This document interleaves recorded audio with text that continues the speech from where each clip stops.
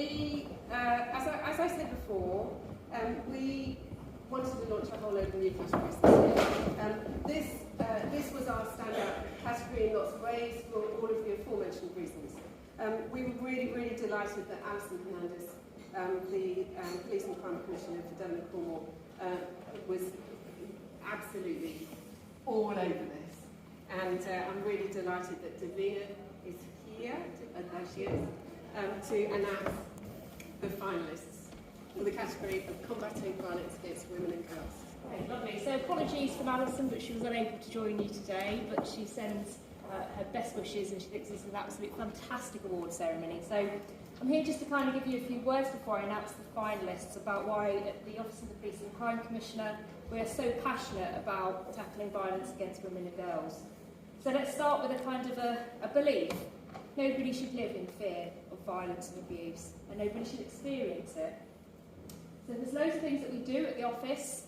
So my job is to commission services for people who are affected by all crimes, not just those that are violence against women and girls, but also to commission services to prevent that type of harm happening. So last year we supported 41,000 victims across Devon and Cornwall, and 2/3 of those were for offences where they had experienced domestic abuse or sexual violence. So all of the statistics you've given to us, we see those in the services and they come forward. And the vast majority, about 2/3 of all of those people that were there were women. So really large, high numbers.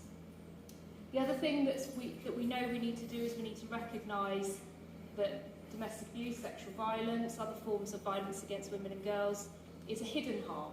So we don't see it all of the time. They're underreported. We know that a vast number of people, especially children, witness domestic abuse. We know that there's child sexual exploitation in our communities. And so some of the things that we have done in the last year to 2 years to identify that is that we're just about to launch a new child sexual exploitation service that's run by Bernardo's.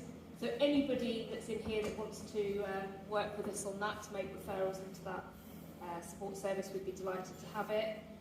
We've also started to support people who are in positions of authority themselves. So we're about to launch a new service for police officers who are themselves victims of abuse. Because again, how difficult is it when you do that in your job to ask for help?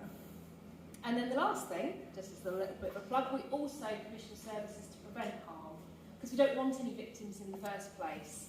So we have partners, their loved ones, we want them to work with us, recognising the harm they're causing so that they can change their behaviour, and the same work we do with people who perpetrate sexual abuse.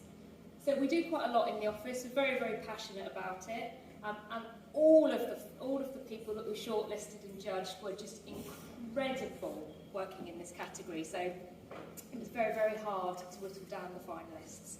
So I'll announce the finalists, and I'm going to tell you a little bit about what stood out for them, because I think it's really important that you understand the calibre of people working in this field. Combating Violence Against Women and Girls Award is Andie Clift.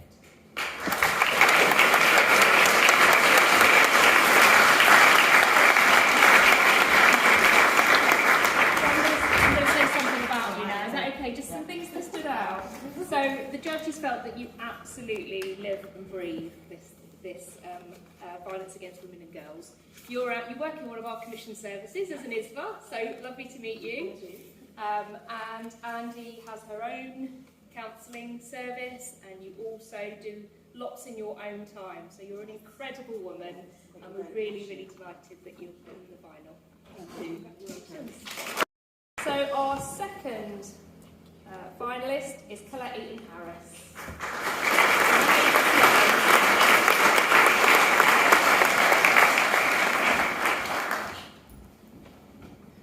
So Colette has made a huge effort of engaging health colleagues in NHS Devon in an area that wasn't in your vision previously. Colette talked about doing things now and not waiting for those things to happen, and the judges thought that was great. And you gave really strong examples of partnership working, so congratulations. Fabulous. Who I don't know is here is Shead from Trevi House. Yay!